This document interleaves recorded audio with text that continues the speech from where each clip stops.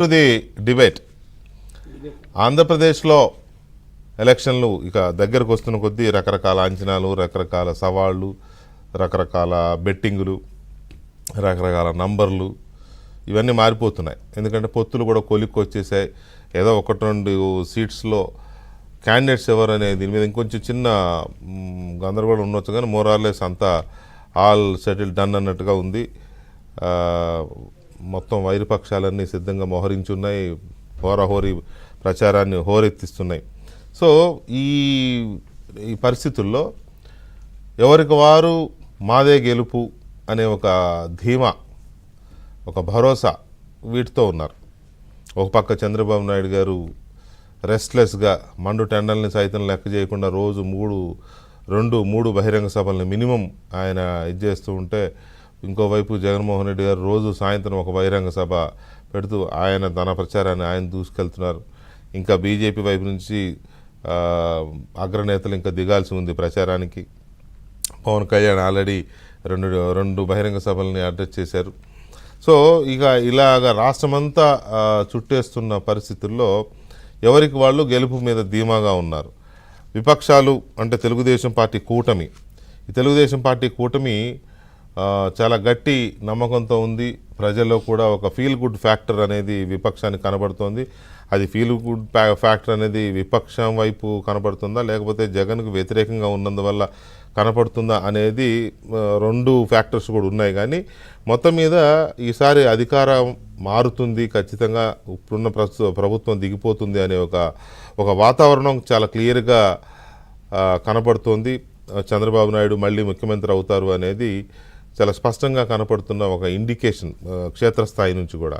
అందుకే వైసీపీ చిలిపి పనులు చేయడం, చిన్న కుట్రలు చేయడం, ఏదో మొన్న పెన్షన్లు అని వాలంటీర్లని ఏదో అట్లాంటి కెలికే కార్యక్రమాలు ఈ బూమరాంగ్ అవుతున్నాయనే విషయం బహుశా వాళ్ళకి అర్థం అవుతుందో లేదో నాకు తెలియదు. కానీ సరే, ఎనీవే, సో ఇట్లాంటి పనులు వాళ్ళు చేస్తూ ఉన్నారు. ఇప్పుడున్న పరిస్థితుల్లో జగన్మోహన్ రెడ్డి గారు ఇంకా స్టిల్ ఆయన మళ్ళీ మనదే అనే అధికారం మనదే అనే దేంట్లో ఆయన గట్టిగానే ఆయనే ప్రచారం చేస్తున్నారు. క్యాడర్ని బాగా ఊదరగొడుతున్నారు. వైనాట్ 175 అని ఆయన అంటాడు. విజయసాయిరెడ్డి గారేమో 175 అంటాం కానీ 140 150 వస్తాయి అన్నట్టుగా ఆయన మాట్లాడుతున్నాడు ఈ మధ్య. సరే, సహజంగానే ఉంటాయిలేండి. అయితే అసలు గెలుస్తారా లేదా అనే దాని మీద కొంత చివరి వరకు మేకపోతు గాంభీర్యం అంటాం కదా, ఆ మేకపోతు గాంభీర్యాన్ని కూడా ప్రదర్శిస్తుంటాయి పార్టీలు, రాజకీయ పార్టీలు. ఎందుకంటే క్యాడర్లో ఆ జోష్ తగ్గకుండా ఉండడం కోసం కూడా ప్రదర్శిస్తూ ఉంటాయి. సో జగన్మోహన్ రెడ్డి గారికి ఉన్న ఆ ధీమా ఏంటి, ఎందువల్ల అలా చెప్తున్నాడు ఆయన? ఆ పిరికితనాన్ని కప్పిపుచ్చుకుంటూ జోష్ పెంచడం కోసం చెప్తున్నాడా, లేక నిజంగానే ఏమైనా కొన్ని ఫ్యాక్టర్స్ ఆయనకి కలిసి వస్తున్న ఫ్యాక్టర్స్ ఏమైనా ఉన్నాయా అనేది ఒకటి. విపక్షంలో ఉన్న ధీమాకి కారణం జగన్మోహన్ రెడ్డి మీద ఉన్న విపరీతమైన వ్యతిరేకత, దానికి తగ్గట్టు అనుభవజ్ఞుడైన ముఖ్యమంత్రి లేకపోవడం వల్లే రాష్ట్రం ఇలాగా సర్వ విధాల సంకనాగిపోయింది అనే ఒక అభిప్రాయం ప్రజల్లో ఉండడం వల్ల, అనుభవజ్ఞుడు కావాలి అనే ఒక ఒపీనియన్ బలంగా రావడం వల్ల చంద్రబాబు నాయుడు వైపు ప్రజలు చూస్తున్నారా అనేది రెండో వైపు ఇదైతే. మూడోది, అసలు జనం ఎవరి వెంట ఉన్నారు, ప్రజలు ఎవరి కోసం చూస్తున్నారు, ప్రజల వెంట ఎవరు తిరుగుతున్నారు?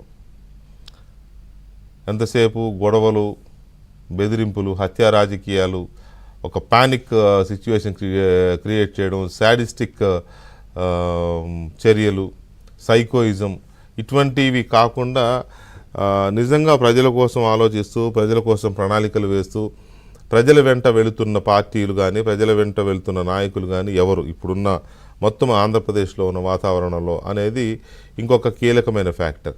సో వీటన్నిటినీ మనం ఒక క్రోడీకరించి చూసినప్పుడు జనం వర్సెస్ జగన్ అన్నట్టుగా కనబడుతోంది ఆంధ్రప్రదేశ్లో ప్రస్తుతం. ఎందుకంటే పార్టీలు కూటమి గట్టాయి, కీలకమైన పార్టీలు తెలుగుదేశం, జనసేన, కేంద్రంలో అధికారంలో ఉన్న బీజేపీ. ఆంధ్రప్రదేశ్లో ఎంత స్టేక్ ఉందనేది పక్కన పెడితే, కేంద్రంలో అధికారంలో ఉన్న అత్యంత బలవంతుడైన నరేంద్ర మోడీ గారు ప్రధానమంత్రిగా ఉన్న బీజేపీతో కూటమి కట్టిన పార్టీలు ఈ కూటమి కట్టాయి.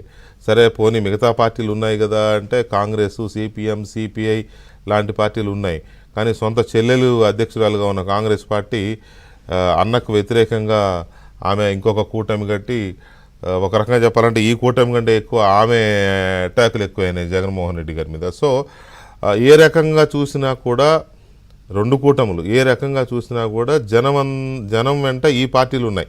ఇటు ఈ 3 పార్టీల కూటమి, అటు ఆ 3 పార్టీల కూటమి. ఓట్లు వాళ్ళకి ఎన్ని ఉన్నాయి, సీట్లు ఎన్ని వస్తాయి, నేను ఇప్పుడు ఆ జోలికి వెళ్ళడం లేదు. కానీ ఆ 3 పార్టీల కూటమి జనం వెంట ఉంది, ఈ 3 పార్టీల కూటమి జనం వెంట ఉంది.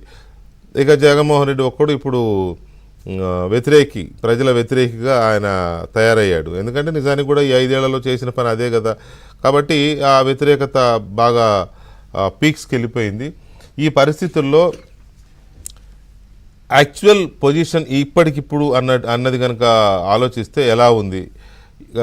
ప్రధానమైన కూటమిగా ఉన్న టీడీపీ, జనసేన, బీజేపీ కూటమికి ఎన్ని సీట్లు వచ్చే అవకాశం ఉంది? అలాగే మిగతా కాంగ్రెస్, లెఫ్ట్ పార్టీల కూటమికి ఎన్ని వచ్చే ఉంది? ప్రస్తుతం అధికారంలో ఉన్న వైసీపీ పరిస్థితి ఎలాగ ఉంది? వీళ్ళు ఎలాంటి వ్యూహాలు రచిస్తున్నారు? ఎవరి నంబర్స్ ఎలా ఉన్నాయి? నంబర్ గేమ్ ఎలా ఉంది అనేది చాలా కీలకంగా చర్చ జరుగుతోంది. సో ముందు వీళ్ళ ధీమాలు, ఆ ధీమాకు ఉండడం గల కారణాలు, ఏ వర్గాలు ఎవరితో ఉన్నాయి, ఏ వర్గాలను చూసుకొని ఎవరు ధీమాగా కనబడుతున్నారు, జగన్మోహన్ రెడ్డి గట్టిగా అరుస్తున్న ప్రసంగాల వెనక మేకపోతు గాంభీర్యమేనా, లేకపోతే నిజంగానే ఏదైనా కాస్త స్టఫ్ కనబడుతోందా ఆయన అరుపుల వెనక అనేది కూడా మనం చర్చిద్దాం. చర్చలో సీనియర్ జర్నలిస్ట్ గోశాల ప్రసాద్ గారు ఉన్నారు. అలాగే